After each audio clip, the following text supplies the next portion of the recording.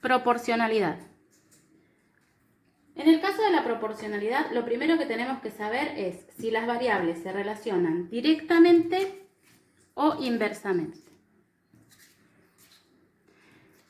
En el caso de la proporcionalidad directa, las dos variables aumentan o disminuyen en la misma proporción, es decir, que a más corresponde más y a menos corresponde menos, en la misma proporción. En el caso de la proporcionalidad inversa, cuando aumenta una, aumenta la otra disminuye.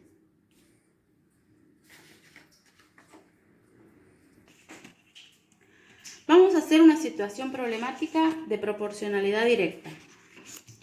Para hacer un bizcochuelo para 8 personas necesito 4 huevos. ¿Cuántos huevos necesito para hacer un bizcochuelo para 24 personas? Lo primero que reconocemos es que la proporcionalidad es directa porque sus variables aumentan en la misma proporción. Y vamos a realizar este cálculo. 8 personas, 24 personas, 4 huevos para estas 8 personas y tenemos que averiguar cuántos huevos vamos a utilizar para 24 personas. Realizamos el cálculo y en este caso la respuesta es 12 huevos. Para hacer un bizcochuelo para 24 personas necesitamos 12 huevos. En el caso de la proporcionalidad inversa, vamos a realizar esta situación problemática. 2 personas pintan una casa en 36 horas. Si esta labor la realizan 6 personas, ¿en cuántas horas la pintarán? Comprobamos que es inversa. ¿Por qué? Porque una aumenta y la otra disminuye. Realizamos el cálculo, invertimos porque es inversa. Y la respuesta es que 6 personas tardarán 12 horas. En los dos casos, tanto en proporcionalidad directa como inversa, la proporcionalidad debe aumentar o disminuir en la misma proporción. Si eso no se da, la proporcionalidad no está. Bueno, ahora vamos a dar la definición de porcentaje. En matemáticas se denomina porcentaje a una porción proporcional del número 100. Por lo tanto, se puede expresar como una fracción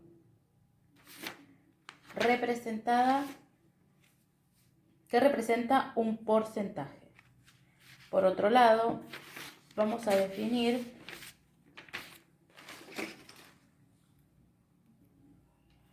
¿qué es una magnitud? Una magnitud es todo aquello que se puede medir y tiene un valor cuantitativo. Esta tendrá una unidad de medida. Por ejemplo, las que trabajamos, que son la unidad de medida de longitud, la unidad de medida de tiempo, entre otras.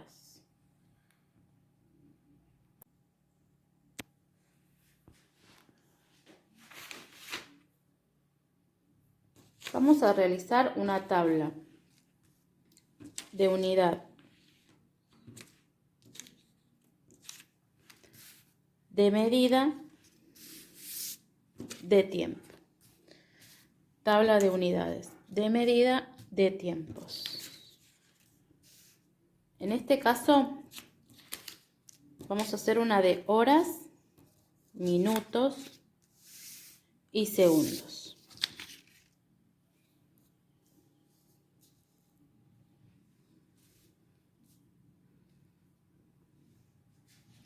En realidad, las tablas de unidades de medida de tiempo tienen años, semanas, días, horas, minutos y segundos. Pero en este caso, vamos a hacer una de horas, minutos y segundos. En esta tabla, nuestro número va a ser el 60.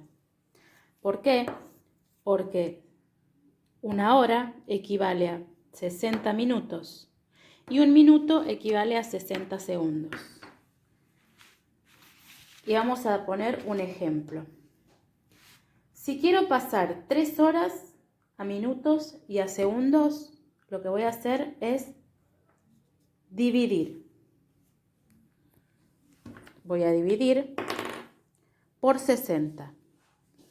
Tengo, venimos acá, 3 horas que quiero dividir en minutos y en segundos. ¿Sí? 3 horas por 60 me va a dar 180 minutos.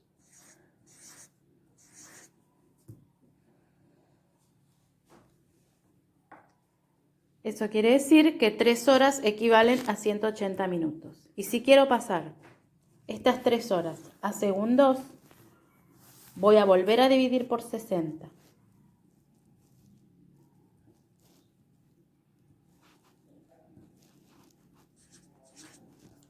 El resultado es 10.800 segundos. Entonces, esa sería la operación. Ahora, si quiero pasar 10.800 segundos a minutos o a horas, lo que voy a hacer es multiplicar por 60. Por 60 me va a dar 180. Y si quiero multiplicar, quiero pasar a 3 horas, estos 180 minutos, vuelvo a multiplicar por 60. Y me va a dar 3 horas. Esta sería la operación para convertir las unidades de medida de tiempo.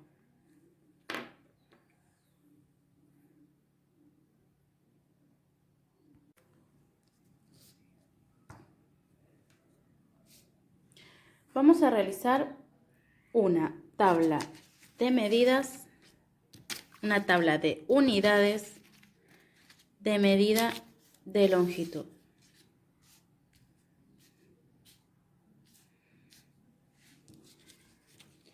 Para ello vamos a colocar kilómetros, hectómetros, decámetros, metros, decímetros, centímetros y milímetros.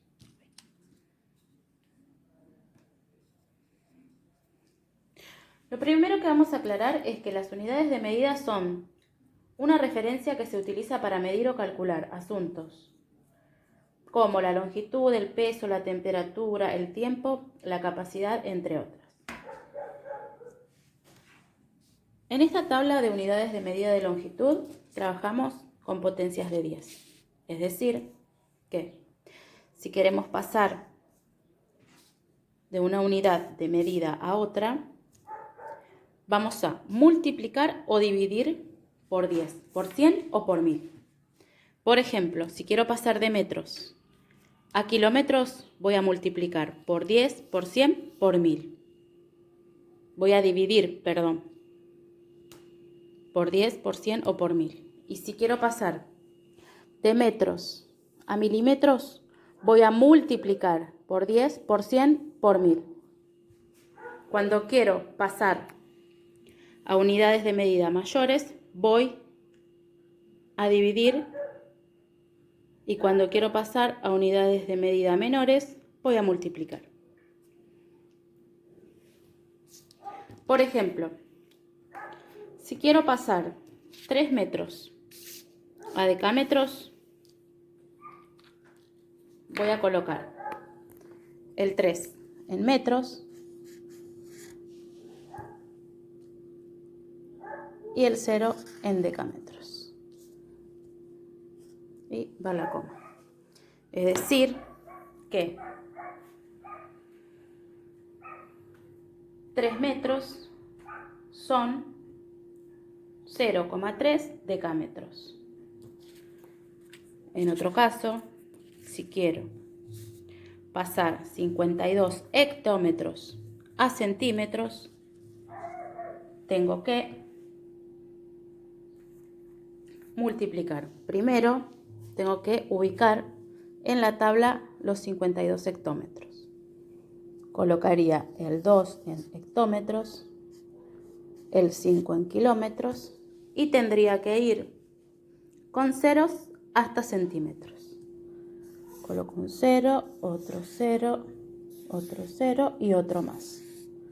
Entonces, 52 hectómetros son 520.000 centímetros.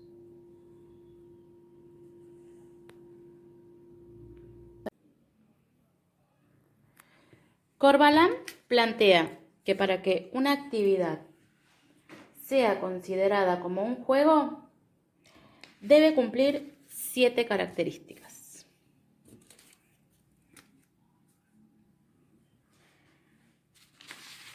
La primera característica se refiere a que debe tener una ocupación voluntaria a la cual dedicarse libremente. Es decir, que el docente va a proponer distintas ocupaciones y los estudiantes pueden elegir voluntariamente a cuál dedicarse. La segunda es que debe ser un desafío contra una tarea o un oponente. Por ejemplo, puede ser a través de una guerra de fracciones, con cartas, con distintos recursos que utilizará la docente. La característica número 3 es que tiene que tener reglas claras que abarquen todas las maneras de jugarlo. La característica número 4 es que tiene que representar una situación arbitraria claramente delimitada en espacio y tiempo. Puede ser, por ejemplo, que el docente determine un cierto tiempo para realizarlo y el espacio sería el aula o el espacio que determine el docente para trabajar este juego, esta actividad mediante el juego. La quinta característica es que debe ser una situación de importancia mínima. La sexta es que tiene que tener una clara delimitación en tiempo y espacio. Y lo que se va a enseñar no se debe conocer de antemano. O sea, si vamos a trabajar fracciones o cuerpos geométricos o ángulos, no se debe saber antes que se va a trabajar ese contenido. Y la número 7 es que termina después de un número finito de movimientos en espacio y tiempo. Esto quiere decir que termina luego de resolver la actividad que se planteó en el juego.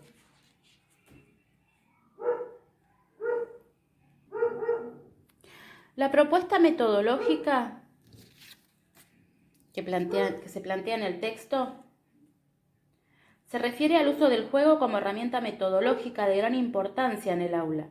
Esta propuesta metodológica para el trabajo en el aula propone planificar las actividades a partir de una serie de etapas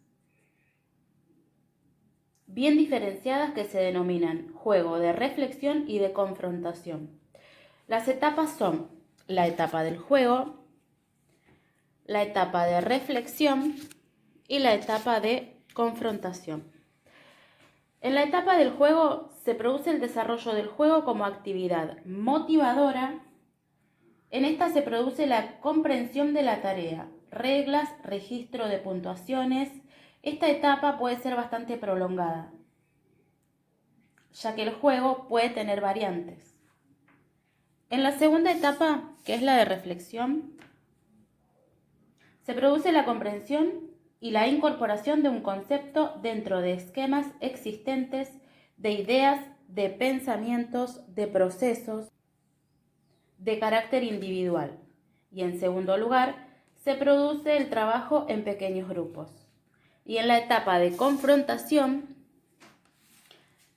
es en donde se desarrolla el trabajo en grupo total. Se confrontan los resultados, las modalidades de resolución de los grupos. Esta confrontación es enriquecedora porque permite que los estudiantes adopten una adecuada verbalización, proporcionando el lenguaje apropiado. Es fundamental la organización del docente para realizar esta confrontación luego de las actividades lúdicas. Para que sea un juego, se deben garantizar las 7 características que pronunciamos hace un momento.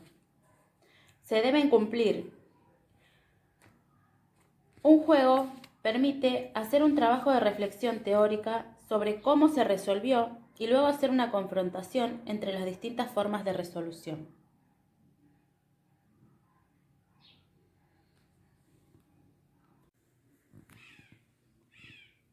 Vamos a trabajar en el texto conocimientos previos y aprendizaje significativo. El texto plantea que hay continuidades y rupturas.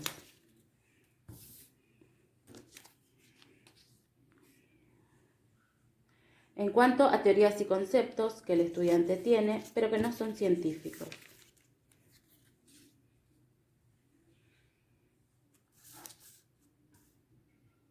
El autor plantea que hay que hacer una ruptura con algunos de esos saberes previos, sin embargo, otros nos pueden servir para el nuevo nivel de aprendizaje, por lo tanto, esos deben continuar, deben avanzar para transformarse y ser útiles. En diversas situaciones de la vida trabajamos fracciones, ángulos, por ejemplo, sin saber. Cuando compramos en la verdulería, en la panadería, en distintos negocios. Y ángulos cuando cerramos y abrimos una puerta y podemos formar distintos tipos de ángulos. Podemos tomar medidas en la cama, en la mesa, en situaciones de la vida cotidiana. Pero no sabemos que las estamos utilizando. Entonces, esos conocimientos previos nos van a servir para los nuevos conocimientos que vamos a formar. El aprendizaje significativo, por su parte, se produce cuando éste nos sirve para resolver situaciones de la vida cotidiana.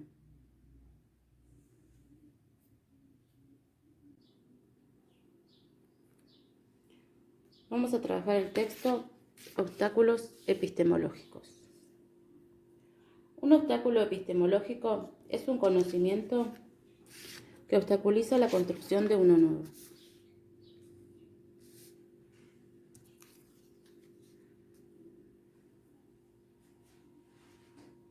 Es algo que ya sabemos con anterioridad, que puede ser cierto o no. Ese conocimiento que tengo como válido puede ser correcto o incorrecto, pero funcionaba. Y eso obstaculiza el conocimiento nuevo, la construcción de un nuevo conocimiento. Por lo tanto, el obstáculo epistemológico es ese conocimiento que entorpece la construcción de uno nuevo. Por ejemplo, cuando los chicos de primer grado saben sumar más o menos los números naturales, pero cuando llegan a tercer o cuarto grado y se les quieren enseñar los números fraccionarios, no logran comprenderlo e intentan realizar la suma de este modo.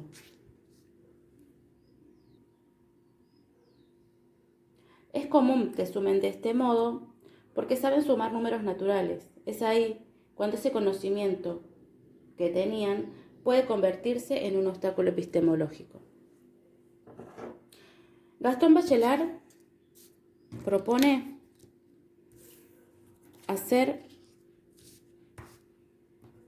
una purga. Una purga en sentido metafórico, que sería como expulsar del sistema cognitivo ese saber o transformarlo. para avanzar al siguiente nivel de aprendizaje. Objetivos generales y objetivos específicos.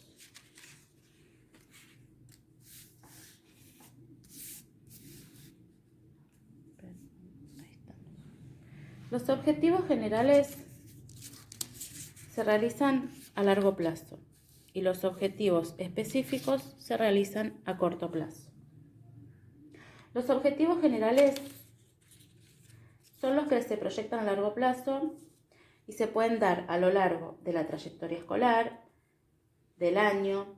Estos se alcanzan al finalizar un proceso determinado de aprendizaje. Y los objetivos específicos se logran al finalizar una unidad didáctica, capítulo o tema de clase, es decir, que se logran a corto plazo. Estos tienen semejanzas y diferencias. Las semejanzas son que logran cambios de comportamiento y que siguen un proceso de interaprendizaje. Y las diferencias, que los objetivos generales tienen una aspiración a largo plazo y que se refieren a una etapa o ciclo educativo, y que los objetivos específicos son de aspiración pequeña, es decir, a corto plazo, que culminan al finalizar una unidad didáctica, capítulo o tema, y que cumplen con un propósito. Los objetivos generales tienen varios propósitos y los específicos tienen un propósito. Estos objetivos deben ser redactados en términos de aprendizaje y además deben cumplir una serie de condiciones. Deben ser claros para no dar lugar a dudas. Deben ser observables para que permita ver lo que realiza el estudiante y deben ser evaluables en cantidad y calidad para evaluar el comportamiento del estudiante. El docente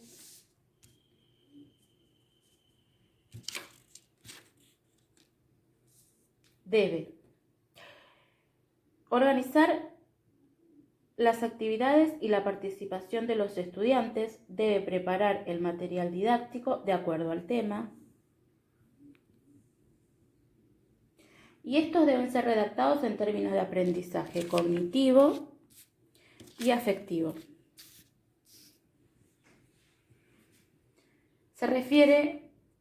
El cognitivo se refiere a que aprendan el contenido, que construyan el conocimiento, y el afectivo se refiere a para qué lo aprenden.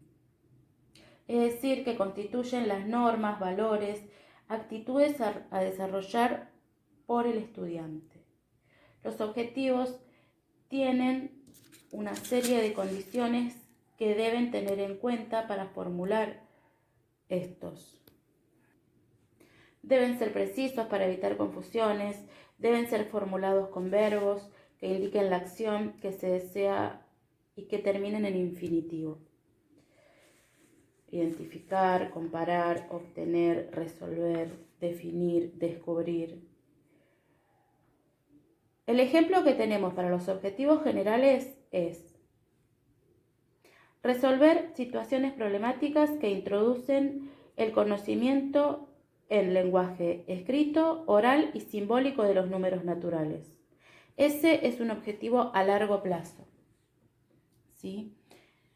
Y el objetivo específico sería, como ejemplo, explorar la serie numérica hasta el 100 o 150, analizando el uso social de los números.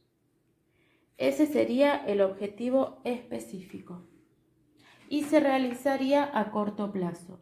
Los objetivos específicos pueden ser modificados y convertirse en objetivos generales. Para eso, la docente debería hacer modificaciones y trabajarlos a largo plazo.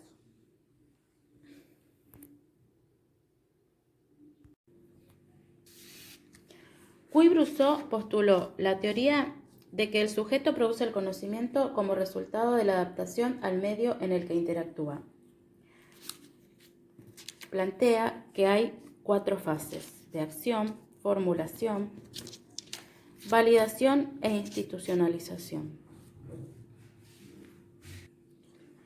En la fase de acción es en la cual se deja clara la consigna y se dan las instrucciones que tiene que seguir el estudiante. Por su parte, el estudiante pone en juego los conocimientos que tiene y resuelve. En la fase de formulación es en donde una vez que se resolvió, es decir, que se formuló el camino, pueden empezar a confrontar entre ellos, en los grupos, cómo lo hicieron y comentar qué hizo cada uno, qué tuvo en cuenta para resolver. Por ejemplo,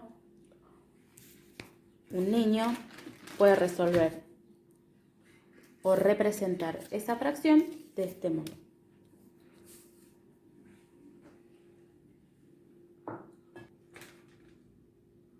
En la fase de validación es cuando se terminó de resolver y se da una prueba de lo que se hizo. El niño comenta que en esta fracción decidió hacer un gráfico de 5 cuadros para representar la fracción y pintó 3. Sería una prueba de lo que hizo, cómo lo realizó.